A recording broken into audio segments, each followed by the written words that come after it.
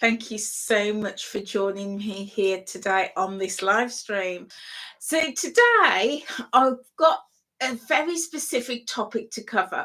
So the past 3 days we have been looking at all those questions that you've been asking me as part of my Q&A. So we got through 3 days of answering loads and loads and loads of questions. And I did have a really big question that was left over, and I wanted to tackle it separately today because I think that there's a lot I want to say about this particular question. So I thought I would answer it as a separate stream.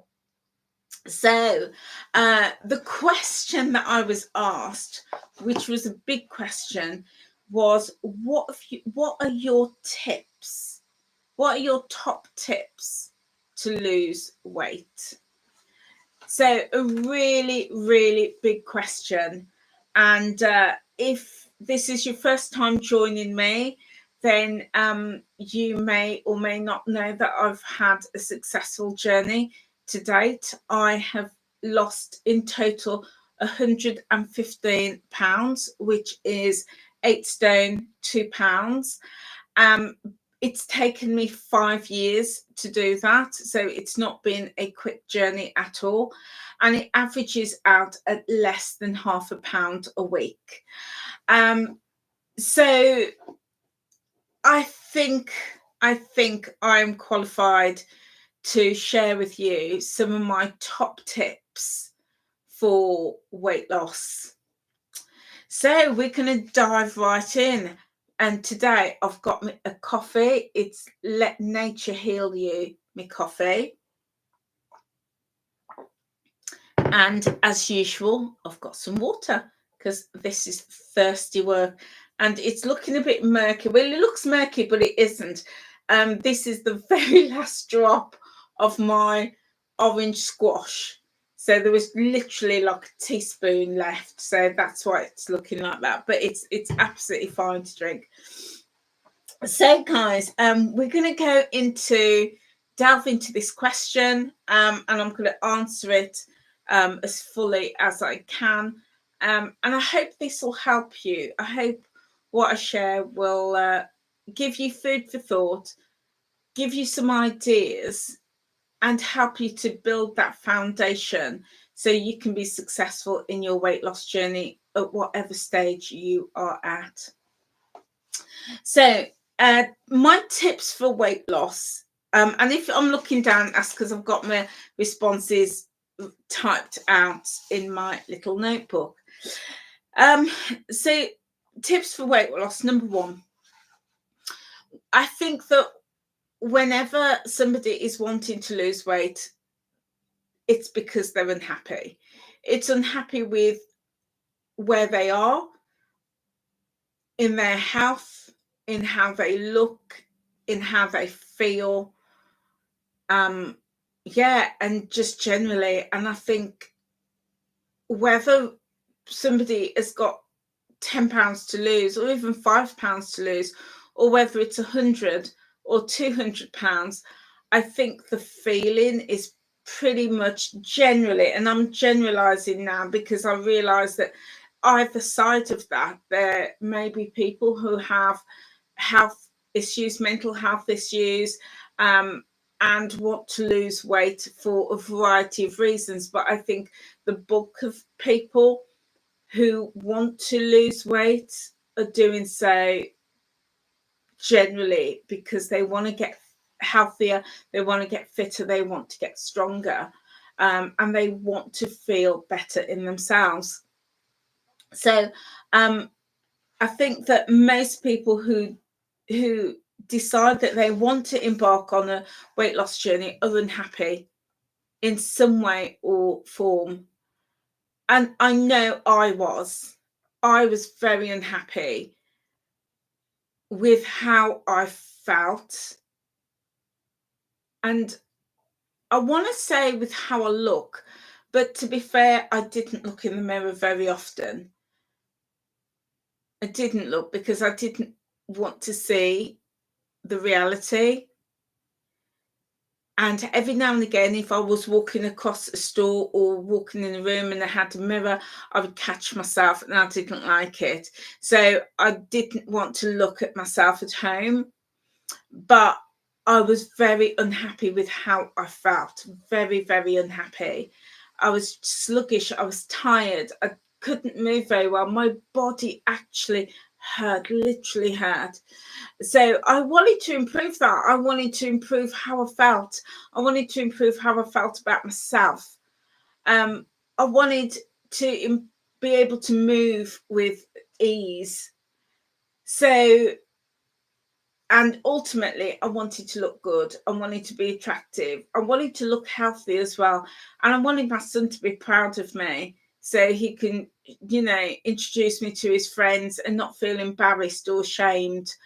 So there was all of these things going on, but the bottom line was I wanted to lose weight because I was unhappy. And, when I hear people in the weight loss community, I think for a lot of people, it's very much the same. Very much the same. They are unhappy for whatever reason around their bodies, around their size, around how they feel, and they want to improve that. Good afternoon, Kaz. Thanks for joining me today, my lovely. Great to have you with me. So I think that's number one, is when you realize, when you understand why you want to lose weight, that's really important.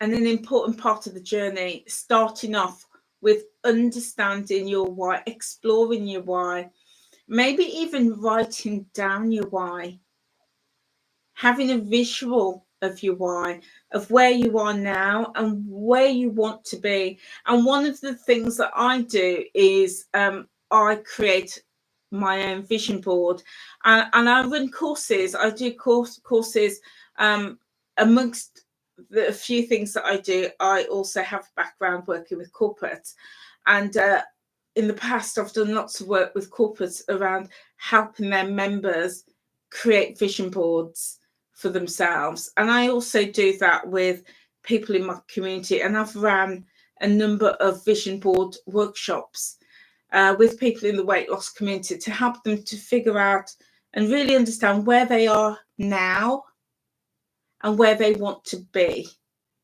and what that looks like, and to get that visualization going, get those techniques going. So yeah, I think that is really key, is really digging down and exploring your why. And and I often say, I'm just going to turn my heating down because I'm ever so hot. So excuse me for a moment. Thank goodness for Hive and these apps, so I don't have to run downstairs to do it. Oh, it is off. Okay, it's just warm in here, very warm. So in fact, you know what? Please excuse me whilst I strip off. I'm going to take my hoodie off, yeah, and cool me down a bit. There we go. There we go. That's much better.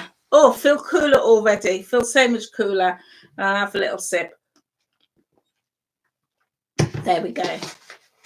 There we go. This is live. This is live, guys. For many years, I used to work in live TV, and it was often like that. If something happened, you just roll with it. You just roll with it. There was no outtakes, no nothing. You just rolled with it. So yeah, I'm quite used to this now. Yeah, it is warm today. It is like spring. It's beautiful. It's lovely. Yeah, very, very nice. Yeah. So first key to weight loss is to really understand your why.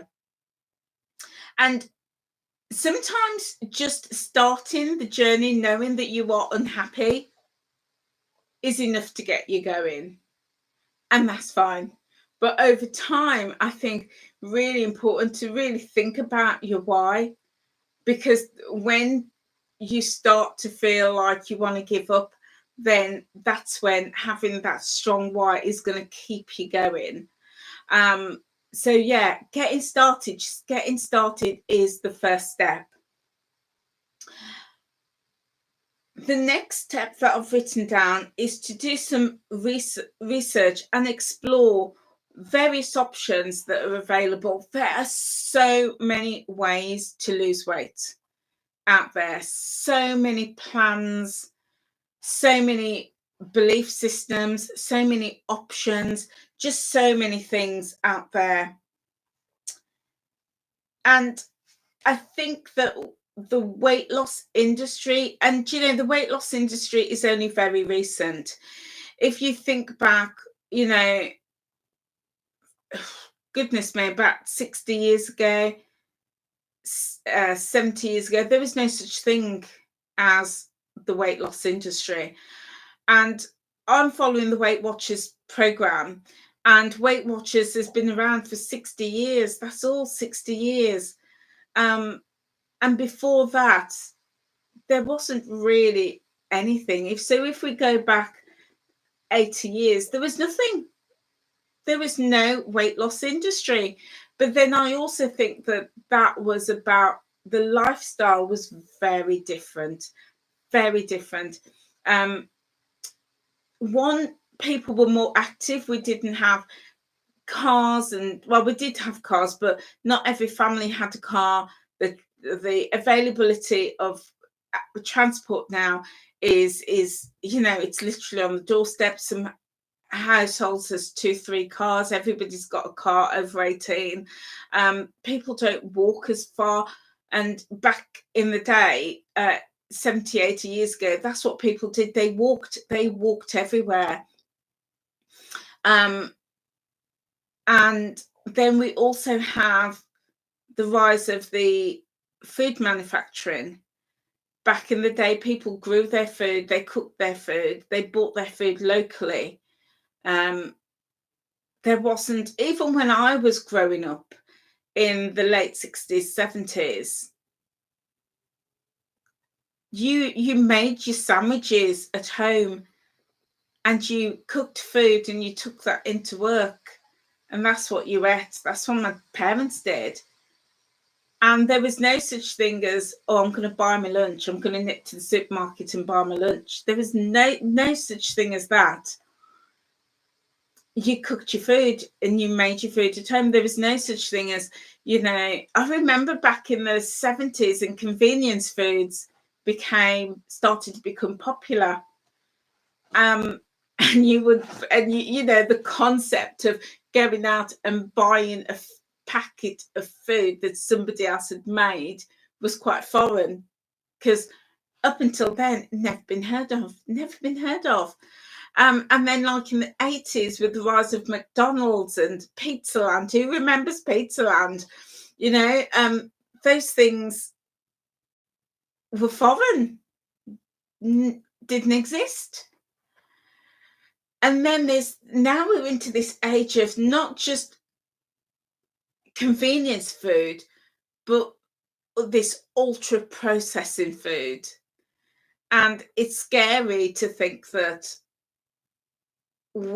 I could look in my cupboard and my fridge at one point. It's not now, but at one point, and at least 80 to 90% of what was in there was all processed. Foods that somebody else had made, foods that a company and a manufacturer had made, that was in my fridge. Whereas if we go back 80 years, it was completely different. You know, it was all whole foods. In fact, back then they didn't even have things like refrigerators, because you would buy your food fresh and you would cook it, and that was it. So the whole way of life has changed, and out of that has developed and evolved the whole lifestyle, around foods, different types of foods, and everything that brings. So the I've gone off point a bit. I've gone off point. So I was talking about do some research to explore the options that's doable and that's available to you. And I was saying that there were just so many plans and programs to do. And back in the day, there was no such thing as the weight loss industry. There was no such thing because people's lives and lifestyles were completely different to what we have now. And now, even teenagers and young children know about weight loss, and they know about these diet clubs and diet programs and all the rest of it. So there is so much out there, so much. And I think when you are deciding to embark on a journey to lose weight, finding what is going to work for you is absolutely key. Absolutely key. There's so many options out there, so many. There are the whole weight loss clubs, such as Weight Watchers, Slimming World. Then you have things like the apps as well. So you're not meeting in person, you go into clubs. So you've got things like MyFitnessPal. You've got things like Track It. You've got Lose It. All of these different apps. Noom is a big one in that space as well. Then you've got things like tapping into personal trainers. Some people find that working with a personal trainer is a great option for them to lose weight because they're getting all that fitness support and also some support with nutrition. Some people decide that they want the support of an individual trainer. Hi, Esther. Great to have you with me today. Some people decide that they want the support of, of just focusing on their activity, maybe going to the gym. Maybe they're going to take up running or they're going to take up walking. Some people find that works absolutely fine for them. Some people decide, you know what, I want a more natural, easy and convenient way of weight loss. So some people choose to count calories, and they do that on their own, and they just keep track of their calories every day. Some people decide, do you know what? I don't want to join a club. I don't want a personal trainer. I don't want to track calories. I don't want to do any of that. I'm just going to reduce my portions, eat sensibly, and just move a little bit more. Some people choose to do that, but other people feel that they need support. They need the support of a community. So they find that area of support. So there are just so many ways to lose weight. There is no one program, no one plan that works for everybody. Weight Watchers has worked for me. But you have to find what works for you.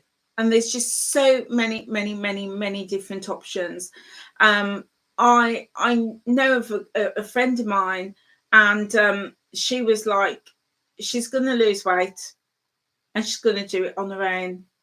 So she started the practice of intermittent fasting and walking. She just gave up her car, and now she walks every day.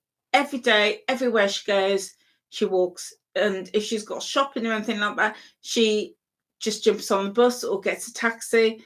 But everywhere she goes, she walks. And she has lost the most ridiculous amount of weight. I think she's lost like 6 stones in like a year.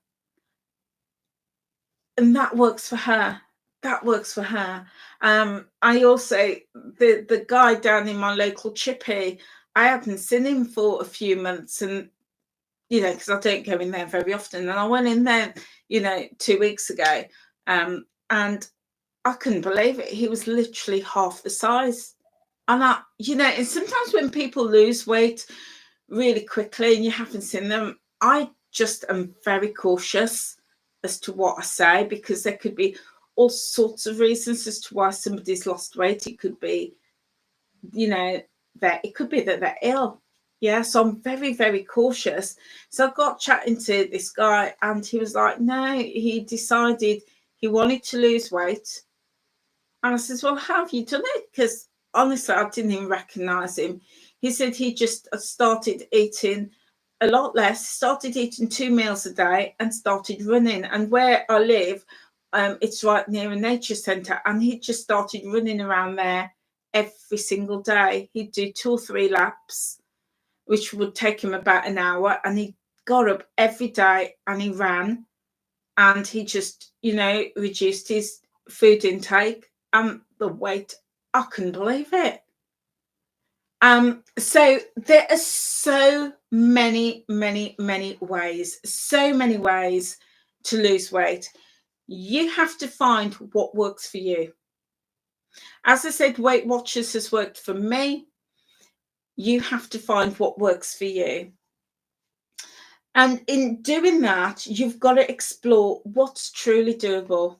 What is something that you can stick to long term? Because I think that sometimes it's easy to say, I'm going to do this program because my friend's done it and they've lost loads of weight. And then we start doing it, but it's not quite right for us. So I think it's really taking that time to explore whatever it is you're going to do, whether it's a plan, whether it's a program, whether it's a way of life. I think it's worth taking time to really explore what it is you're going to embark on and how that is going to work for you. And the other thing that I would say on that is, I've got to put me hoodie back on. I've gone cold. What I'd say is, when you're exploring a method to lose weight, make sure it's sustainable. Make sure it's sustainable. That is really, really important. And also affordable and realistic. I remember back in the day, before I rejoined Weight Watchers, I signed up for one of these liquid diet programs. And in the first, I lost a stone in like 4 weeks. And I remember my son saying to me, he said, Mom, are you going to live like this? Are you going to live on milkshakes for the rest of your life? I said, no, of course not. He says, why have you even started it? And I was like, yes, very wise. He said, the way to lose weight is to find something that you can do for the rest of your life. And I thought, that is interesting. That is so interesting. And I've come full circle now. And being at Weight Watchers, that's what Weight Watchers teach, is they support putting in place healthy habits that is going to support you and that you could carry out for the rest of your life. And I learned from that. Because as soon as I stopped doing those liquid diets, the weight went back on and more, because it just wasn't sustainable. And it was expensive as well. It was really expensive. So when you're exploring the method to how you want to lose weight, I would also say, 1, ensure that it's affordable and you can afford it long term. But secondly, make sure that whatever your program is, it's realistic and it's teaching you habits for life. And I think that is, for me, a key to weight loss. And that's why I went back to Weight Watchers. And I'd done so many things. I'd done the cabbage soup diet, I'd done the liquid diet, I'd done, so many, Slim Fast and Exante and the Cambridge diet. I counted calories as well at one point. none of them were sustainable. I do find, if I'm honest, I do find the slimming world is sustainable because, again, like Weight Watchers, they teach healthy habits and they support with those healthy habits. So I do like that. It was just, for me, the plan in the program was fine. I couldn't get on board with how they ran their meetings, but that was about me. That was about me. But their program, healthy program, so I quite liked that. But I really liked the Weight Watchers, really. And I've done Weight Watchers before, so that was what worked for me. But yeah, really important to find something that is sustainable, because the last thing you want to do is to lose a stone and then put on a stone and a half. Counterproductive. So find something that is really, really sustainable. Find something that you can commit to. Yeah, something that you, once you've researched it, you look at it, you decide you can afford it, you decide that it can work for you. Ensure that you can commit. You can commit, not just for a month, not just for 6 months, not even for a year, but you can commit to the lifestyle. And when I say commit, I don't mean to the company, I don't mean to the plan, I mean commit to the lifestyle that program is supposed to be teaching you. Commit to the healthy habits that you are learning. And there is a difference. One of the questions that I answered yesterday in my third Q&A, it was the last question actually. The question was, would I ever leave Weight Watchers after doing so well? And my response in a nutshell, if you want to hear my full response, then go back and check that out. But my response was, I am committed to me, my health, and my journey. I am not committed to a corporate company. I'm not committed to a faceless company. I'm not committed to an app. I'm committed to me and my journey. And as I said yesterday, this water bottle, it's a tool. It's a tool to hold water so I could drink the water and be hydrated. My watch, it's a tool to tell me the time so I could live my life on time. This pen is a tool so I could write and make notes.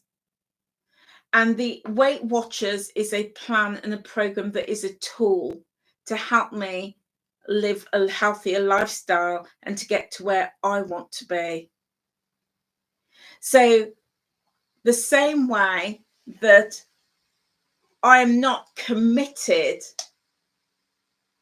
to this water bottle, because if I want to drink, I can have it out of here, but I can also have a drink out of my cup. Okay.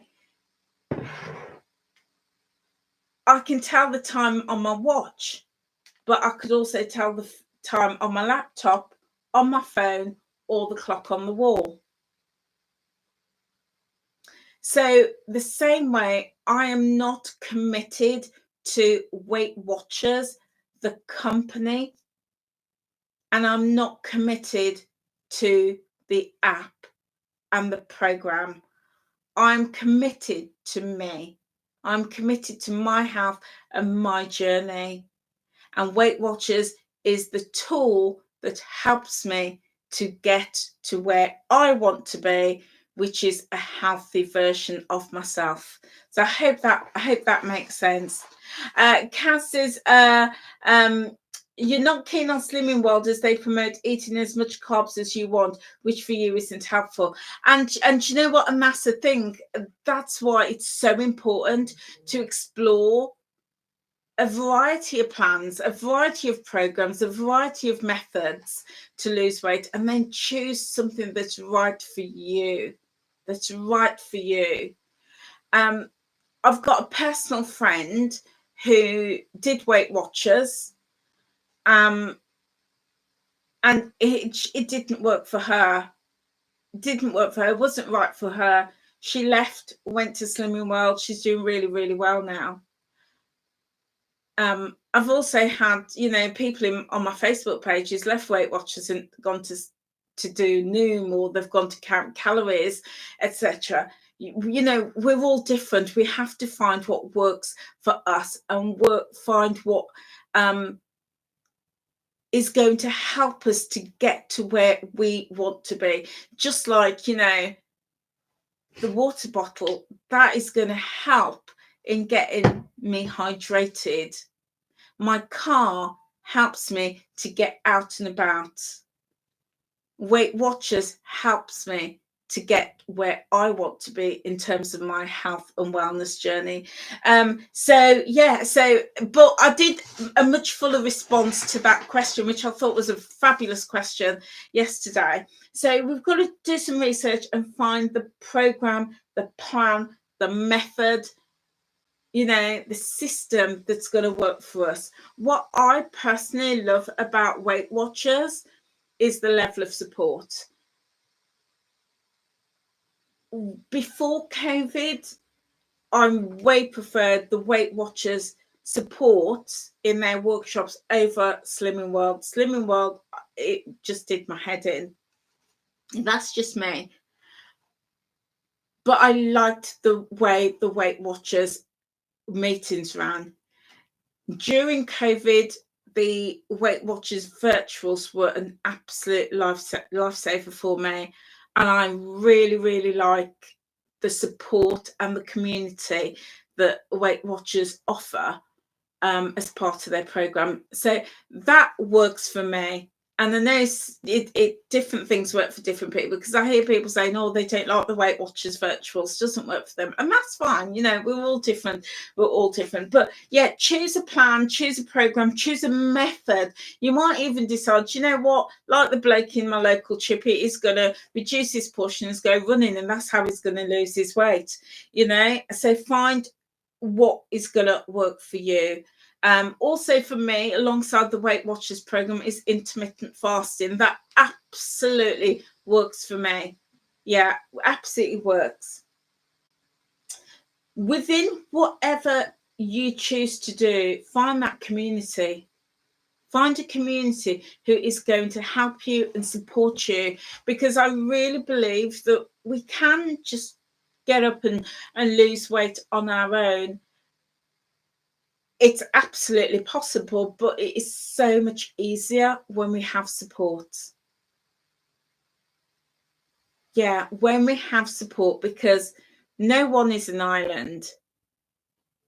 And when we have support, we start to realize that actually what we're experiencing, what we're feeling, the successes we're seeing, the barriers and the challenges that we're experiencing, it's nothing new. Other people are going through it at the same time or have been there, and they can champion us on.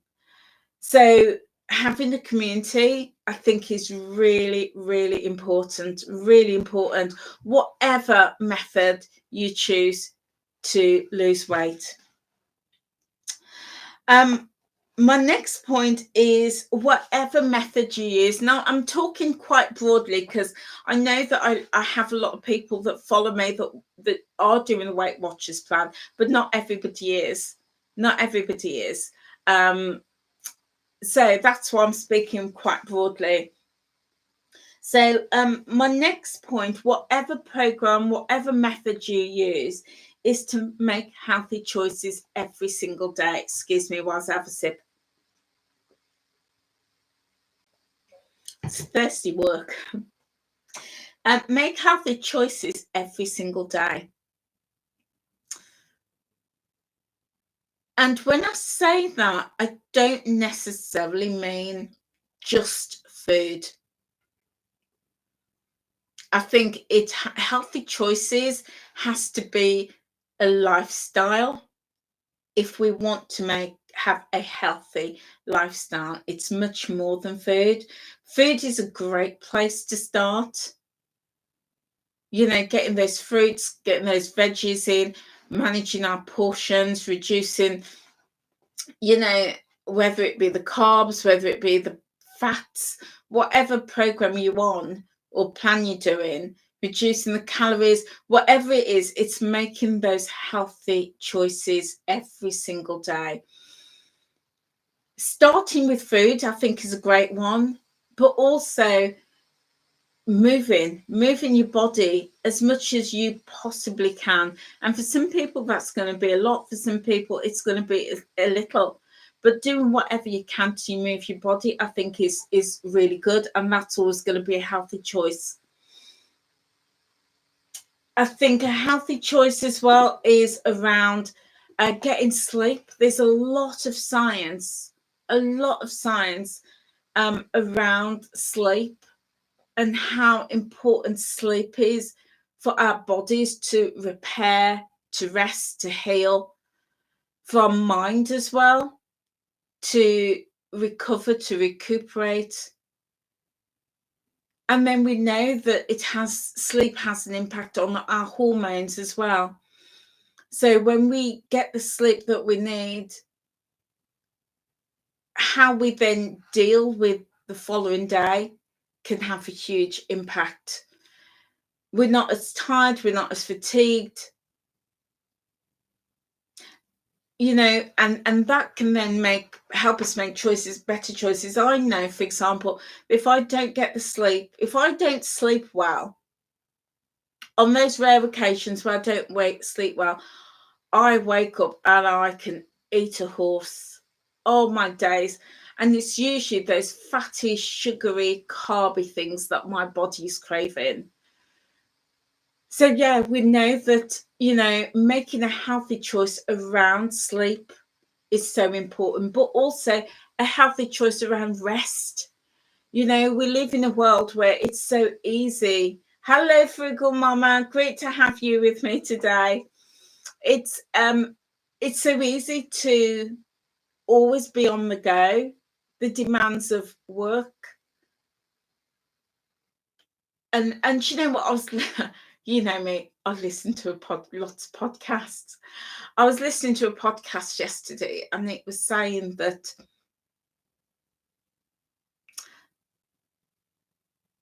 post-war, before the war, women stayed at home. Yeah, and they did all the housework, the cooking, the cleaning, the looking after the kids, the sewing, everything. They did everything. And the men went out to work. And then after the war, women wanted their rights. So women started to go out to work. But when they got back home, they still had all of those jobs to do. So they were working a full-time job or part-time job, and then they'd get back home and their second shift had started. Whereas for men have always they're going out to work and they're coming back home expecting the dinner on the table, so to speak. And women were at home doing that. But now women say, we want to go out to work as well. So women go out to work, they come back, the man is still expecting the food on the table, the kids are still expecting to be cared for. So the woman is still doing that. So, that role has changed. And if that is you, if that is us, I know that was me, that definitely was me, then it's then finding that time to rest, to build that rest in and make that healthy choice, make that a healthy choice to find time to rest and to care for ourselves. And of course, mindset, finding time to look after our health mindset, to make healthy choices for our mindset. So when we have that downtime, what healthy choices can we make? What can we feed our mind with in that downtime that is going to support us? to live a healthy life. So yeah, you know, whatever plan, whatever program you do, it's finding those healthy choices and making those healthy choices every single day. Those that can really support us on the journey. And that is so key. So if you've just joined me, then great, welcome and thank you for joining me. So today I'm going through the final question that I was asked as part of the Q&A. And it's a big question, and that's why I thought I would answer it today. And the question was, what are my top tips to lose weight? So I'm going through that and breaking that down. So if you've just joined me, my first point within that question was the reason why we want to lose weight. And often that's because we're unhappy in some way. So find your why as to why you're starting on a journey, and explore all the options around the different plans and programs, lifestyle methods, all of that, and find what is truly doable for you. Find what you can stick to for life, not just for a few weeks or a few months, but for life. And find community. Find a community that can support you. And within that, let me just go back a bit, because something that I missed off is some people choose to go for weight loss surgery, and there's a plethora of different things that, you know, people can have. And some people now are going for weight loss medication. And a few weeks ago, I promised I would talk about this and share my views on this. And I'm going to just touch on it now. So my personal view, and I know everybody will hold their own view on weight loss surgeries and weight loss drugs. My personal view is it is a tool. The same way that Weight Watchers is a tool, that Slimming World is a tool, that using my water bottle is a tool, that the car is a tool. Weight loss surgery and the weight loss injections is a tool. I don't believe for 1 second that they are any kind of magic option. And I don't believe for 1 second that it's an easy option. My only concern, and this is from somebody who I have 2 family members who have had weight loss surgery. I have 3 friends as well who have had weight loss surgery. And what I have observed is that it's not a fix. It just isn't a fix. And I think that, so my 2 family members who have had weight loss surgery have regained most of the weight. One has regained a fair bit, probably the bulk of her weight, and the other family member has regained all her weight and some, and they have both had surgery. My friends who've had surgery, one lost, she was unrecognizable, but unfortunately she passed away. Nothing to do with the surgery, but she passed away, but she lost a lot of weight. And the other 2 they've lost weight and they're learning to maintain it. So what I've seen is that it's not a magic fix. It's not a magic fix at all. And some people say, oh, they've had surgery, they're having the drugs, it's the easy way out. Not easy at all. What I would say is that I think that certainly for the people that I know, I would have loved to have seen them get more support around healthy eating habits, healthy lifestyle habits, and mindset. Because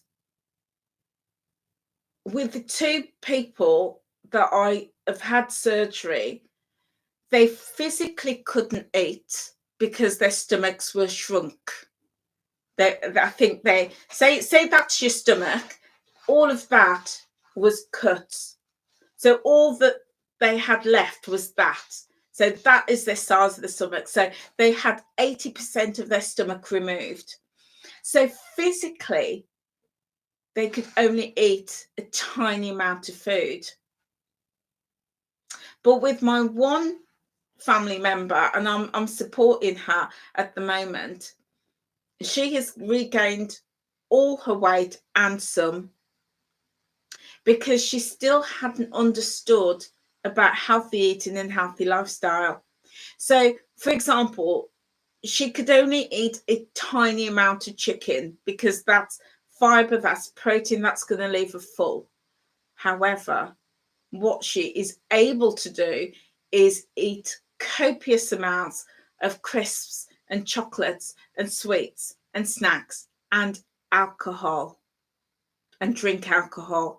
Those are high calorie foods.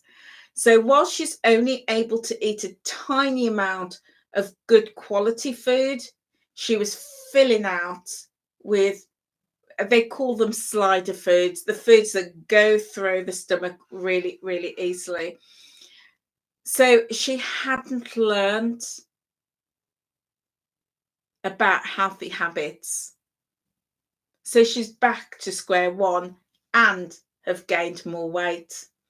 And that applies to the two people that I know. The one friend, was my dearest friend. She was like my sister. She lost, oh my goodness, she lost, I think it was like 15 stone. She lost 15 stone.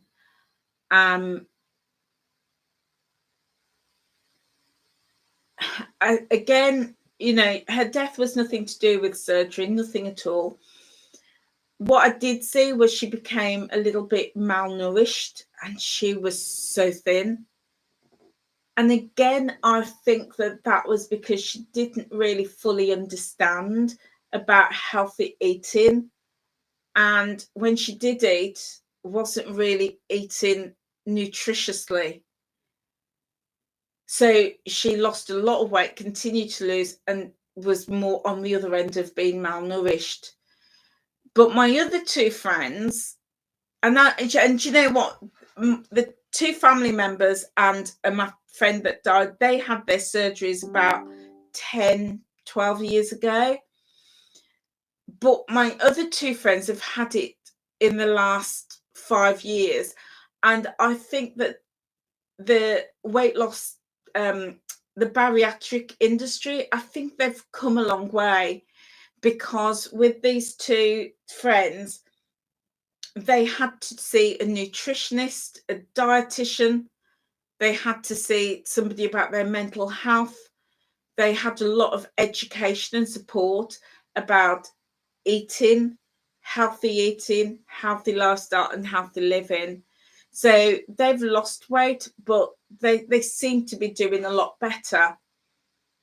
So it's not a quick fix at all. It's not a quick fix at all. And I think that it is a tool, just like joining the slimming club. So thank you, Cass. Thank you. And welcome, Bennett. Great to have you with me today. So I think that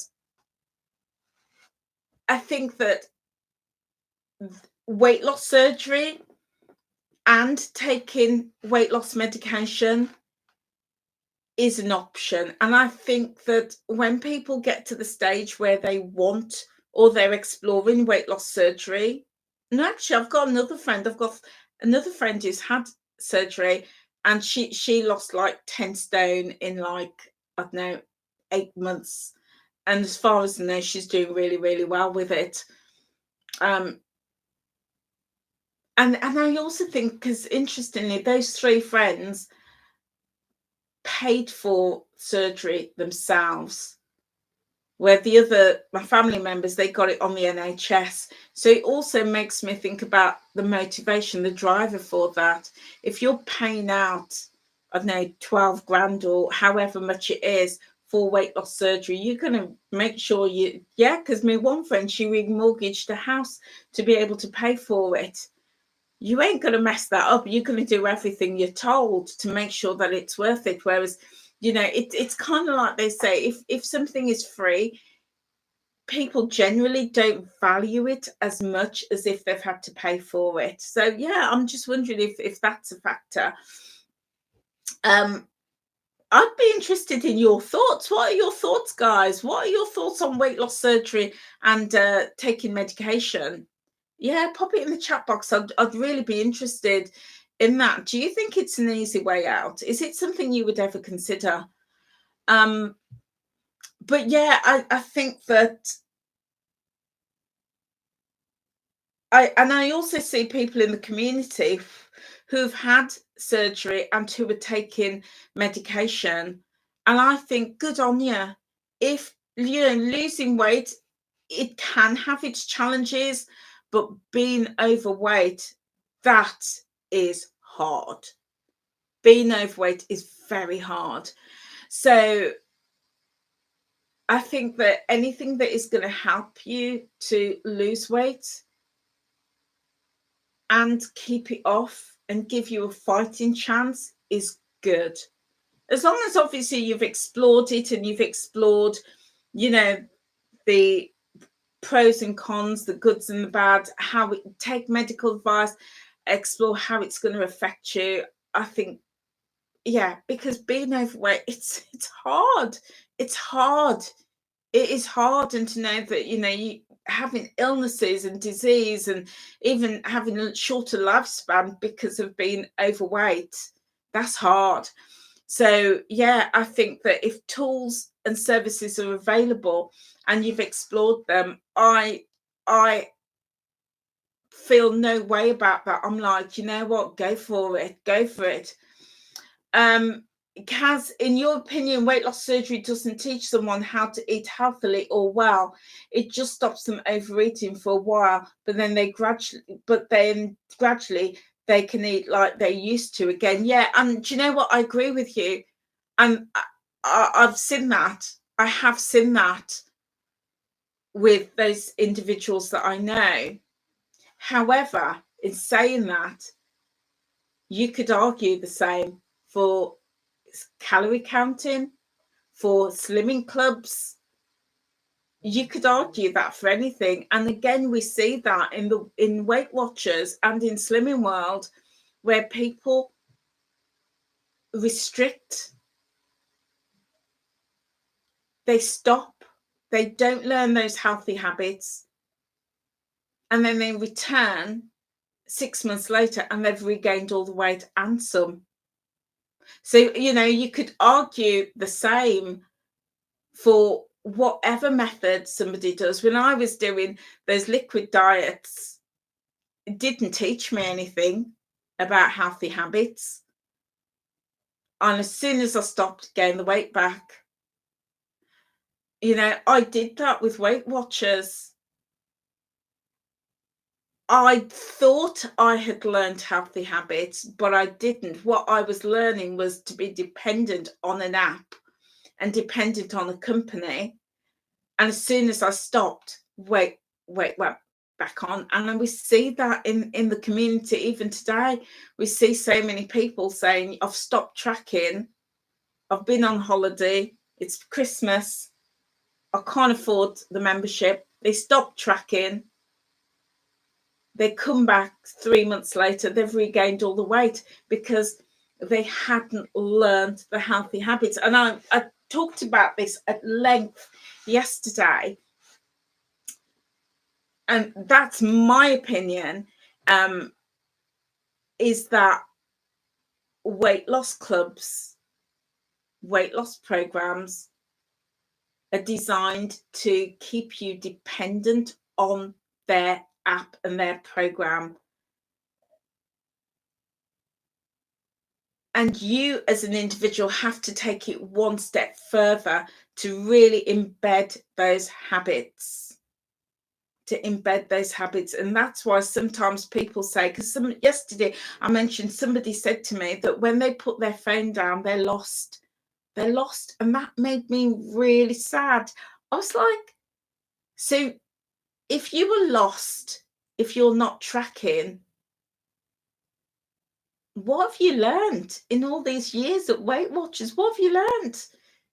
If you put your phone down and you were lost if you can't track, that for me shouted danger. So yeah, I think whatever method somebody does, whether it's a slimming club, app, doing it on their own, whether they have surgery or drugs,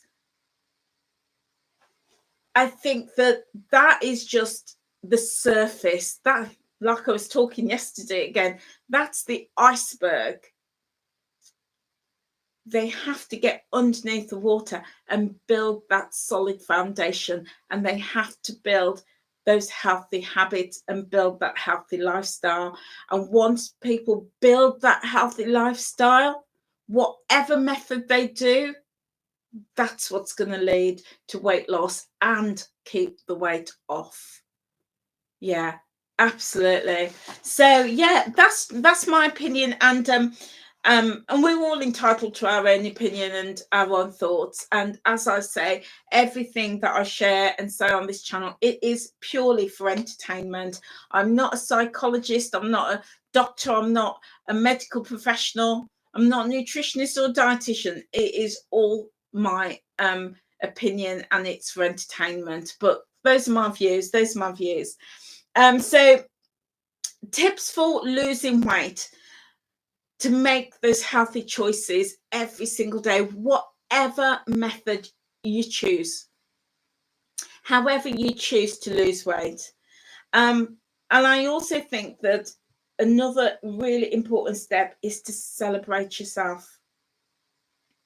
Really celebrate your milestones, every effort, every pound that you lose, every half a pound that you lose, even, your measurements, if you've gone down a dress size, even if you just feel your clothes feeling looser, if you could walk that little bit further, if you could get up the stairs a little bit easier, if you could get out the chair without your body groaning, if you had a really good night's sleep, celebrate all of those successes. Yeah. And not just wait for that number on the scale.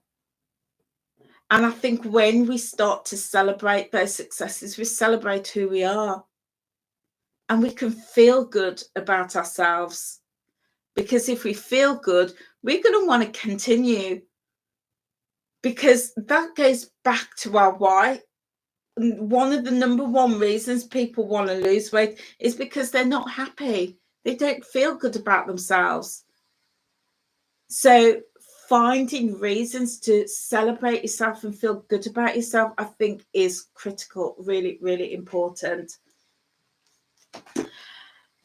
And then my other tips is then about habits, building those habits. And I just want to break that down for you. So my tips is get reading. When you go to the supermarket, when you go to buy food, start reading the labels. Pick up the cans, read them, see what's in them. Start to understand those labels. How much protein is in a food? How much protein do you need? Do your body need? Is that food worth it? Is that food going to help towards the protein that your body needs? Start understanding things around sugars and fats and start reading the labels. What's in that? Is this food majority fat? Is it majority sugar? And a little tip, guys, when you read a label, the food with the highest percentage is always at the top. So if you pick up a label, a packet, and the first ingredient is, sorry, on the nutritional label, the first ingredients with the highest proportion is fat, you know that's a danger. And whereas if the first label, the first word on that is protein, you know that's going to be good for you. And you know what? This is one of the things that has really helped me to shift away from relying on an app, the Weight Watchers app, because I started reading labels. I started to understand it. So I know that if something has got protein in it, and when I say protein in it, I don't mean protein being the last thing on the label. I mean protein being at the top. I know I could eat that till my heart's content. It's not a danger food. It's a food that is going to support me because it's protein.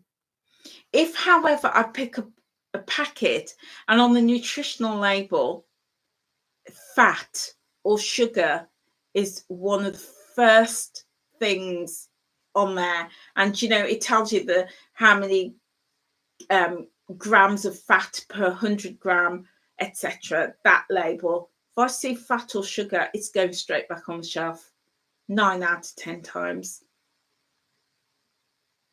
Don't need an app to tell me that. Don't need an app to tell me that this is a food that's going to be high in points. It's going to be ridiculously high. Yeah. So it's kind of really understanding your labels. So taking that time to read them.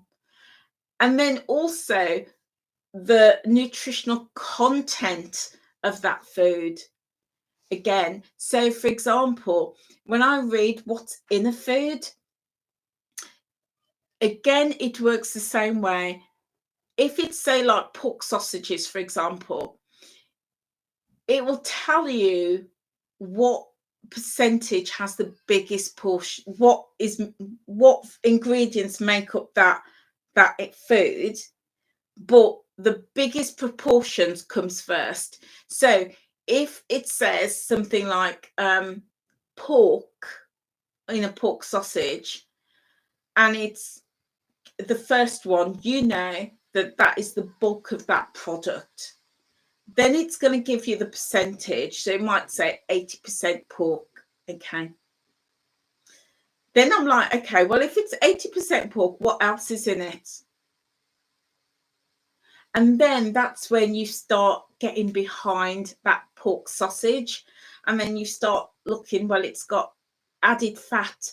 It might have all these emulsifiers. It's got all these ingredients that you can't even pronounce, that I've never ever heard of. Yeah. When we start to understand those labels, now I don't mean like understanding what guar gum is, or you know, just looking and saying, okay, this has got 80% pork and 20% chemicals or crap. You know, I know that for the majority of it, I'm eating pork. Yeah.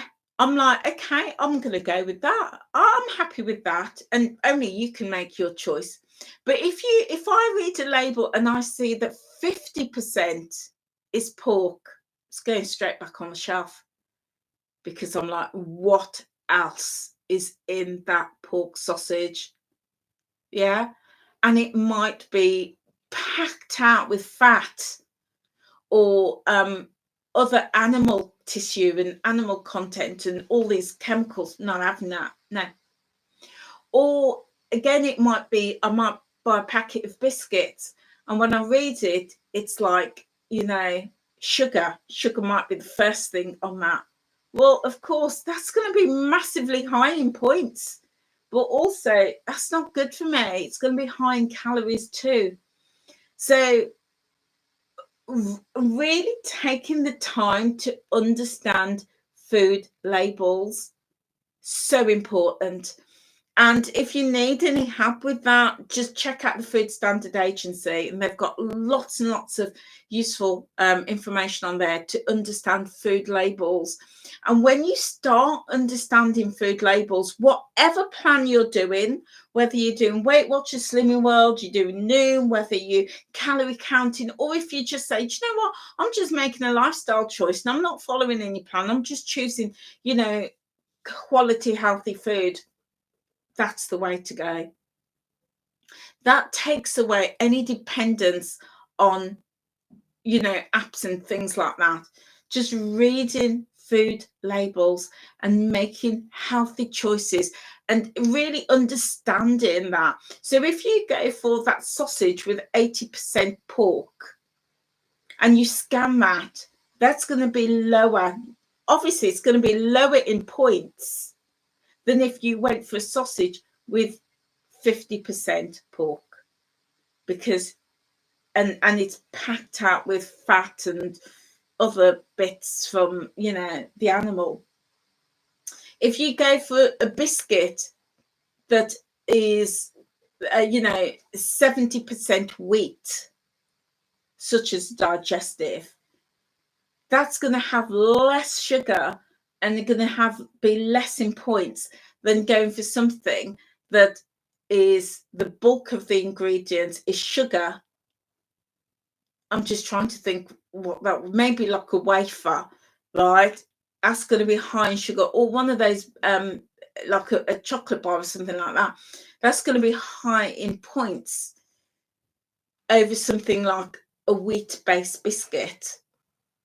So it's thinking about that, understanding your foods, understanding your food labels.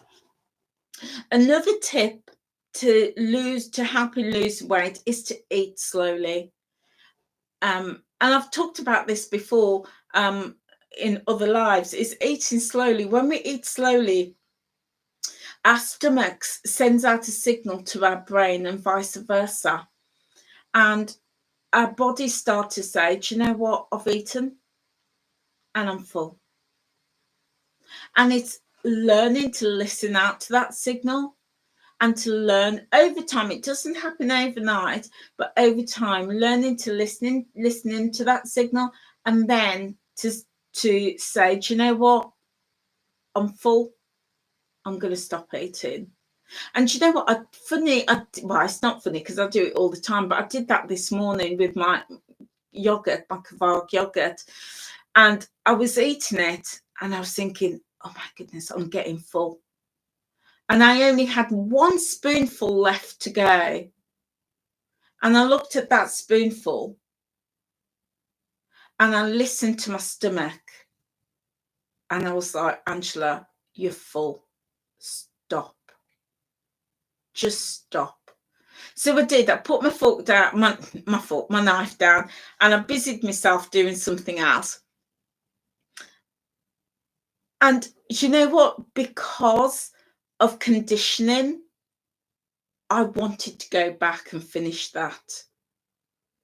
I wanted to go back and finish it because I've been conditioned for 57 years to just finish my food and not waste it.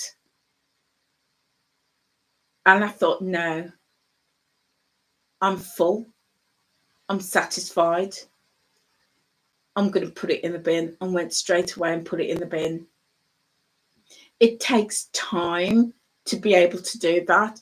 It takes time to recognize those symbols, but it was so worth it. It's so worth doing that, because I could have so easily have overeaten so easily. But I was like, no, I'm full now. I'm going to stop. I'm going to stop. So yeah, eating slowly and listening into those signals. And also don't eat whilst distracted. Yeah. That's something I had to learn not to do, because I was always on the go, always busy, always doing something. And I'll just be eating mindlessly. And I had to learn just to stop, sit down at a table, present my food nicely to myself, and just enjoy it. And when I did that, brain stomach signals saying you're actually eating. Whereas before, if I was doing something, I might be working, I might be munching on my crisps and then shoveling them in. And then when I actually stop and take a break, I'm like, right, where's my crisps? Oh, they've gone. Oh, I must have eaten them and hadn't even recognized that I'd eaten them. So what would happen? I'd go and have some more. And that was keeping me into this cycle of one, overeating, which obviously meant I was eating more points, more calories. I was just overeating. But two, I was feeding into that bad habit of not listening to my signals. So I had to learn to do that, just to slow it down and to eat, make time to eat and not eat when I'm distracted. And stop eating when I'm full, but also to eat the foods that I absolutely love, and to eat till I'm satisfied.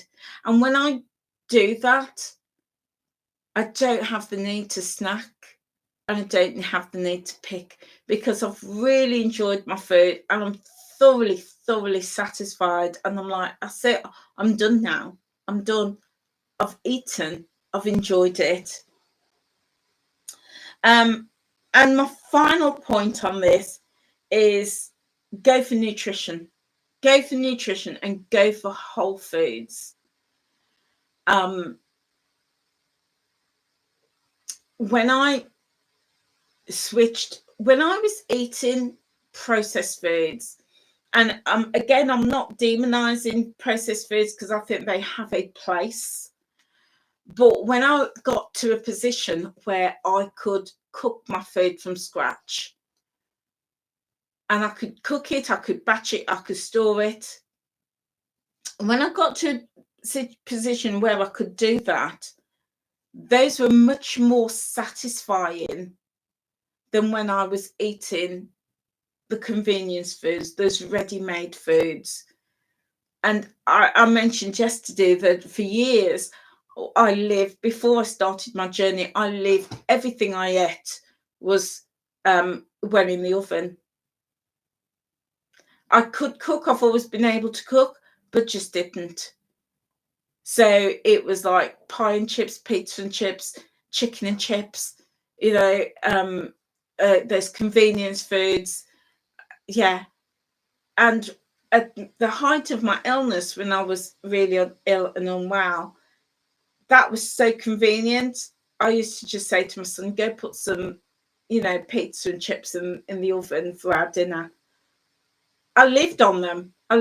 So as I say, I'm not demonizing them. They have a place. But where you can, I would say cook from scratch. And even batch cooking and batch prepping can help. But even if it's just one meal a week, just start building that up. It can make all the difference. And you know what? My most important tip for losing weight, everything that I've said is of no value unless you're in the mindset. Unless you're in the zone. And I would go through stages where I knew that I needed to be amongst my community. I knew that I needed to cook a healthy meal. I knew that I need to choose those foods that were going to support me in the supermarket. I knew that I needed to stop eating when I was full. I knew that I shouldn't sit and watch TV and guzzle my dinner at the same time. I knew that I needed to get all of that sleep. I knew that I needed to connect with my wife. I knew all of that. I knew that.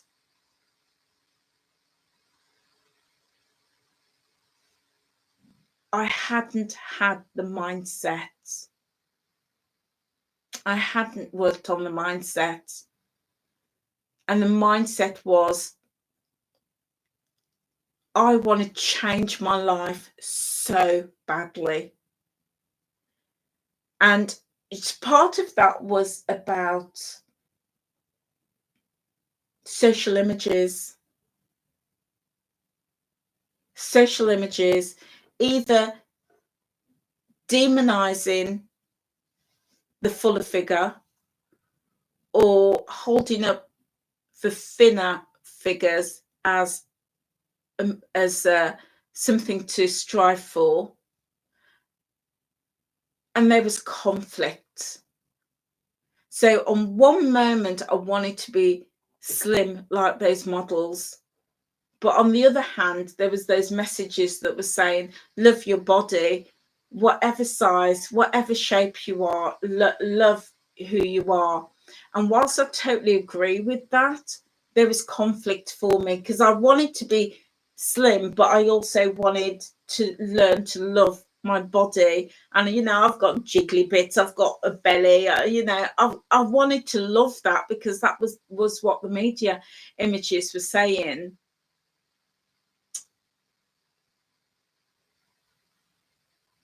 So there was conflict there for me. And there was always this struggle. And, my partner at the time, he used to always say, Angie, I love you regardless of what you look like, which was so sweet of him to say that. But that added to my conflict because I knew I wasn't happy.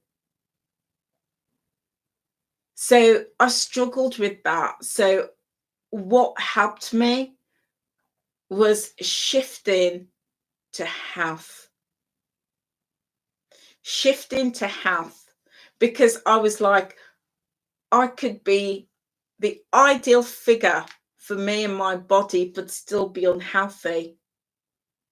I could be a full-figured girl and still not be healthy. So the conflict, once I took that conflict away and focused on working on my health, that fueled my mindset. My mindset just became focused, and I'm like, yeah, I'm going all out for health. I have to improve my health. I have to improve my lupus, my diabetes, my fibro, my chronic fatigue, of the bursitis, the arthritis, the dry eyes, all of that. I've got to improve that. What are the things that are going to help me to get rid of that conflict and to focus in on health? And once I started to do that, weight loss happened. So for me, weight loss, and I know that I'm not alone when I say that, because so many people that I speak to in the community say the same thing, is that for them, weight loss is about mindset. And I absolutely, unless my mind, and on my journey, I've had a few wobbles. I've had several wobbles where things have happened and I've not been happy about, the bigger picture about work and, life and, relationship. And I've had massive wobbles and I'm just like, forget it. I'm just going to stay as I am, But as soon as I work on that mindset, and me, the podcast queen, as soon as I start listening to podcasts and listening to people's stories, I'm like, do you know what? I want this. And then I put in place all of those habits to underpin and support improving my health. And weight loss had happened. Whereas I feel that not just Weight Watchers, but weight loss clubs, weight loss programs, I think that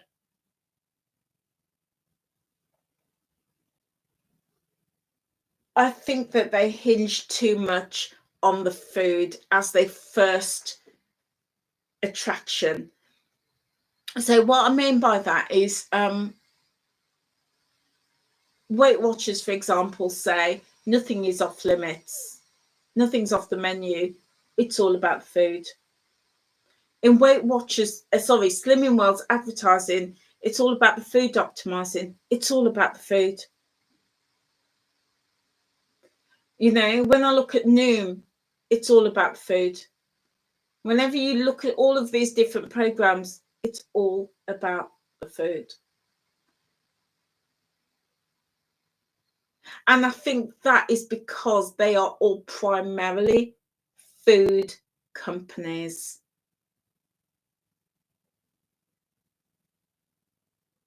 Yeah, I think they're food companies first and foremost. And I would love to see a program that says you've tried all these food company programs and plans and diets and all of that. Here's a program that helps you to first and foremost work on your mindset. And I wonder how different the weight loss industry would look if people were encouraged to first and foremost focus on their mindset rather than focus on food. Because, and the reason I say this is because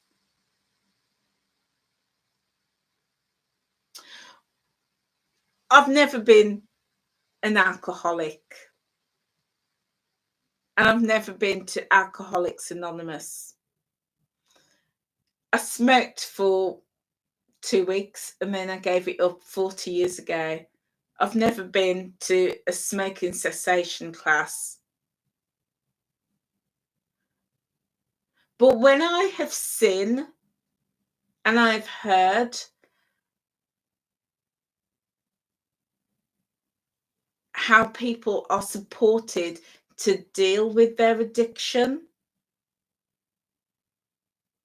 it's never, well, what sort of cigarettes do you smoke? And what sort of cigarettes, you know, can you try? What sort of cigarettes would work for you this week? It's never, well, what sort of alcohol do you like? What sort of alcohol could you try this week? What quantity of alcohol would work for you? Never. But yet we do that with food. We do that with food. The smoking addiction, the gambling addiction, the alcohol addiction, all of these programs to support people with addiction focus on the mindset and the behavior change. So that's why I wonder what the weight loss industry would look like if they led with mindset and changing the behaviors rather than changing the behaviors around food. And I'm not saying that that's not important. It is absolutely important because we don't have to smoke, we don't have to drink, we don't have to gamble, but we do have to eat. Although an alcoholic would say that they do have to drink, and the smoker says they do have to smoke. I accept that. A gambler says they do have the need to gamble, but physically we have to eat. So I just wonder, but that's what I would like to see. I would love to see a program that supports people first and foremost with addressing their mindset and tackling the food addiction and the sugar addiction and the craving addiction and the snacking addiction first and foremost, rather than saying, here you go, nothing's off the menu. What would you like to eat today? Have something to eat and then we'll fix you. No, let's fix people first and then, address that. That's just my thoughts. What do you think? What do you think? Do you think I'm barking up the wrong tree, or do you think I'm bit crackers? What do you think? I'd love to know. Pop it in the chat box. Let me know. What do you think? What's been your experience? When you've been successful on your journey, what's helped you to be successful? And if you're struggling on your journey, does what I've just said make sense to you? Do you feel that you need that support around the mindset first? And then to, when we deal with that mindset and then help people support that mindset with those healthy behaviors, it then becomes easier to make those good food lifestyle choices rather than trying to deal with them first. We're failing and then we're beating ourselves up and then putting that sticky band-aid on. And then we feel bad because we're walking around with a band-aid that says, I'm a failure. I can't lose weight. This hasn't happened. Why am I not losing weight? And we feel bad about ourselves. Whereas if we supported people first and foremost with their mindset, let's help to get you in that good place. Let's help you to feel good about you. Let's right back to what I started off saying. We're all on the journey because we are unhappy. Let's do some work around why are you unhappy? What's led you to be unhappy? What can we do? What can you do to feel happier in yourself? Let's get down. And as I mentioned yesterday, I really believe that we carry weights long term because of emotions. Undealt emotions that we carry. Let's tackle those first. And then when we do that, we won't find ourselves having to soothe ourselves with food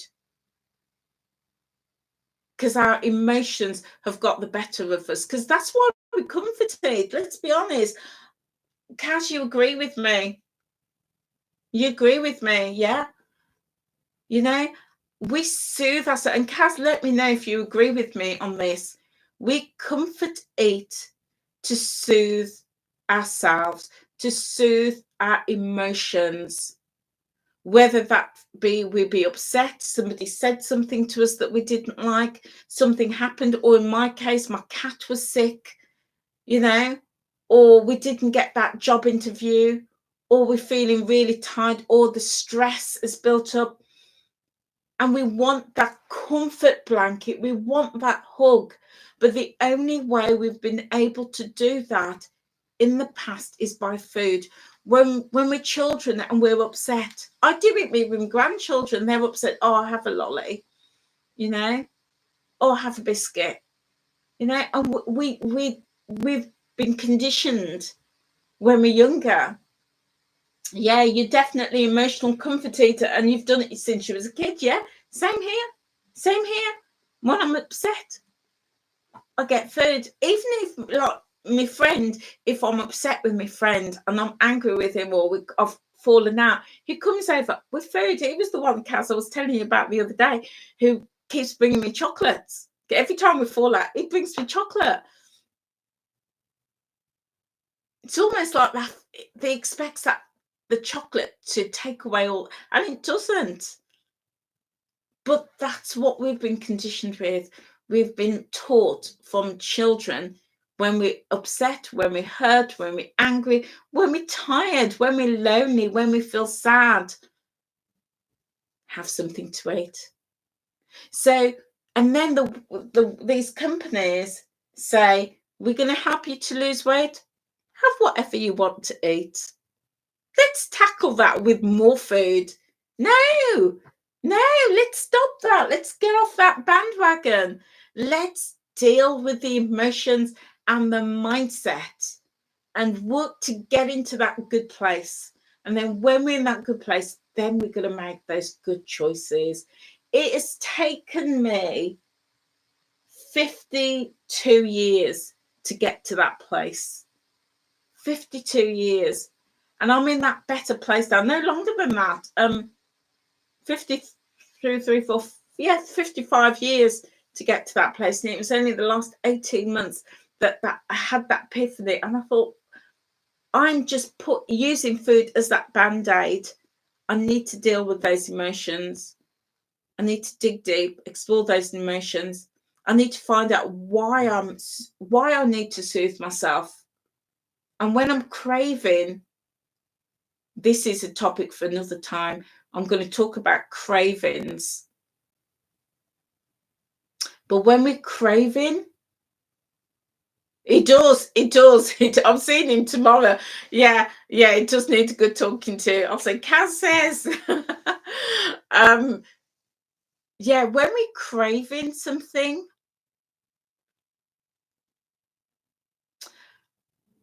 I believe that's an emotional response. Something is not right emotionally. And we can't figure it out. So we turn to food because that is our natural response. It's the response we've learnt from childhood. So we turn to food. And when we've had that bag of crisps, it's not soothed us and we're still craving something else. So we go in the fridge and we think, oh, we'll have that piece of cheese. And we eat that and it's still not soothed us. So we think, oh, I'll have I'll have a couple of biscuits and a cup of tea. And that still not soothes us. And whatever we eat doesn't make us feel better. We are still craving. And that's because we've not dug deep.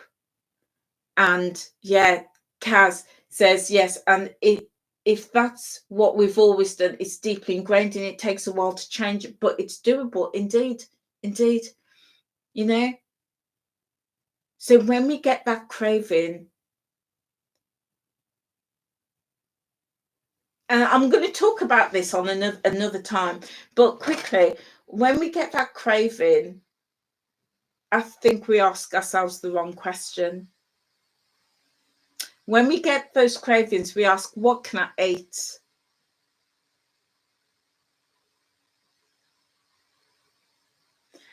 I think the questions should be around, what am I feeling? Why am I feeling like this?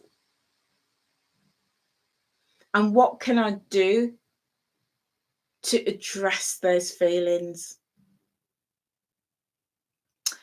And I think when we answer those questions, we're going to get a much better response and deal with it much better than let's eat. And I heard that today. I heard exactly that today. Somebody said when they have a craving, they will eat, but they are not satisfied. And they keep eating and they're still not satisfied. And it keeps going until they make themselves sick. And they said, I don't know why I do it. I don't know why I do it. And I believe it's because we've got unresolved issues going on. There's emotions that we haven't dealt with. So, Kaz, for you eat to push down those feelings. There you go. Emotions. It's like I'm stuffing it back down inside. Exactly. Pushing it down.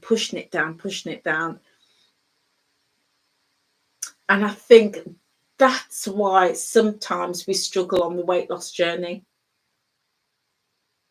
because on one hand, we've got all these emotions that we're not dealt with, that we're not dealing with, that we're suppressing. And then we have a weight loss program that says, eat all you want.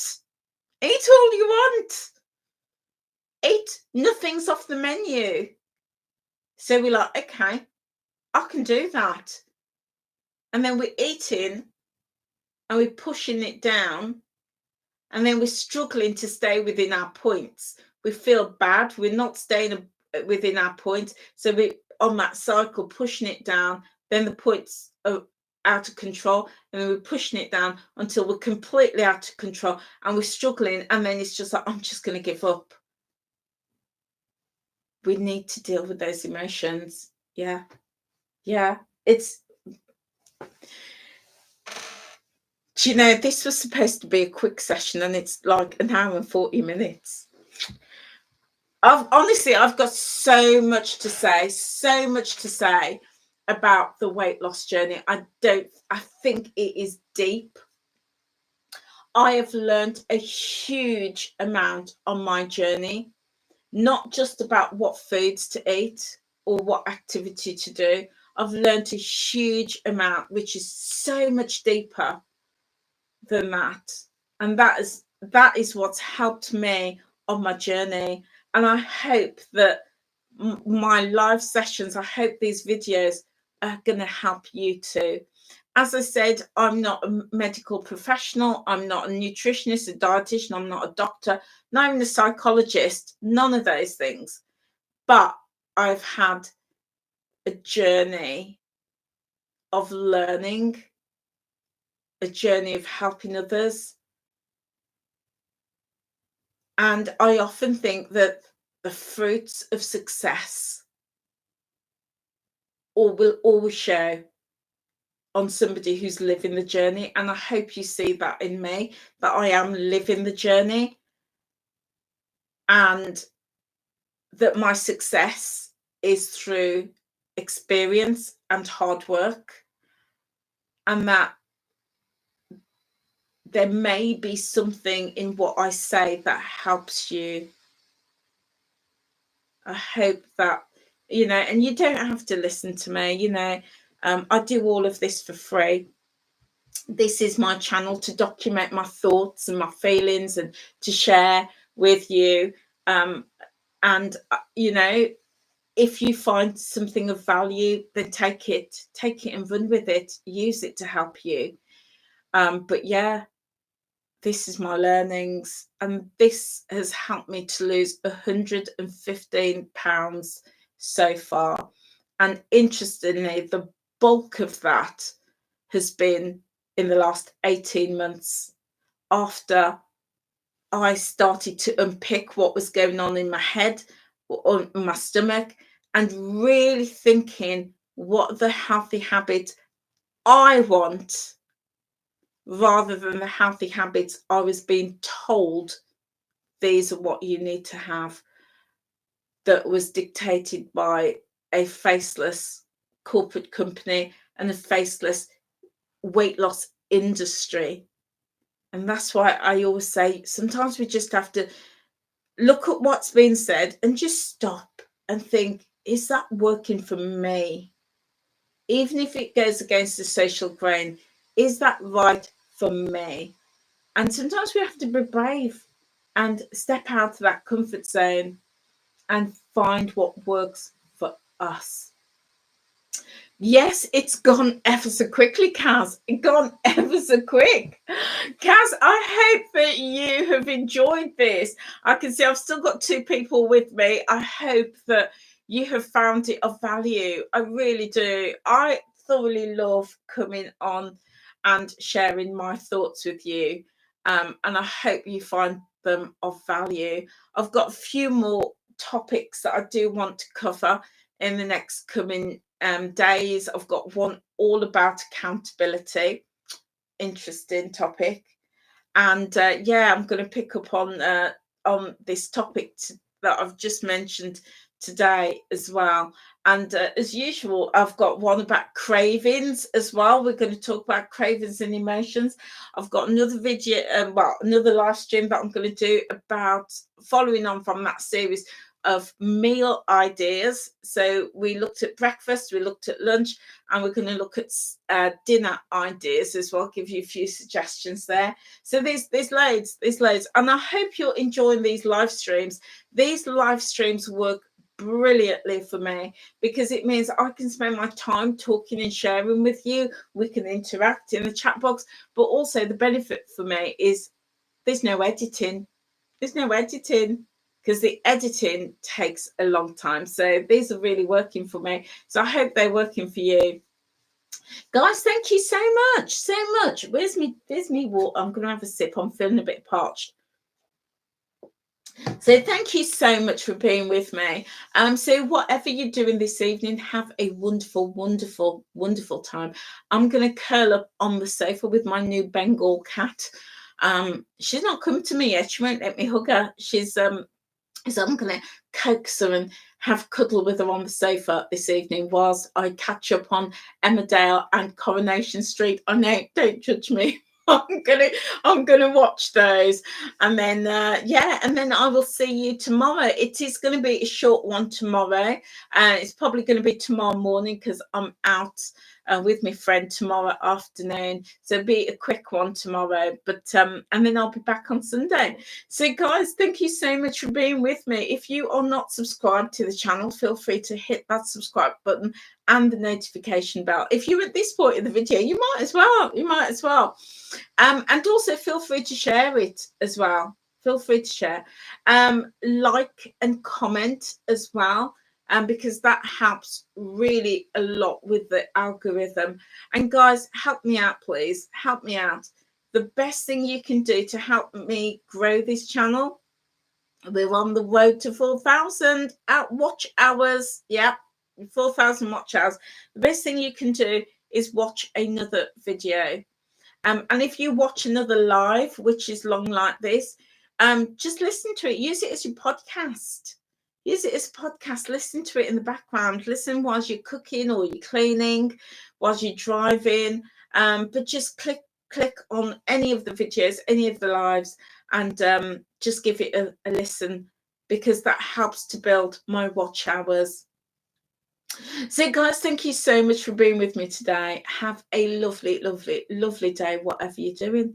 And I'll see you very soon. Take care, guys. Bye.